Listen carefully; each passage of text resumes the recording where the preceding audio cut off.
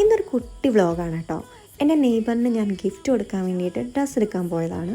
അപ്പം എനിക്ക് ഈ ബോയ്സൊക്കെ ടീഷർട്ട്സ് ഇടുന്നതാണ് ഭയങ്കര ഇഷ്ടം കേട്ടോ.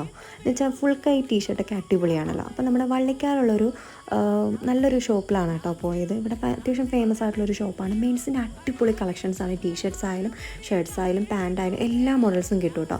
അതുപോലെ തന്നെ ചെരുപ്പിൻ്റെയൊക്കെ അടിപൊളി കളക്ഷൻസാണ്. നിങ്ങൾക്ക് ജസ്റ്റ് കുറച്ച് കാണിച്ചിട്ടുണ്ടെങ്കിലും കണ്ടപ്പോൾ മനസ്സിലായി കാണും.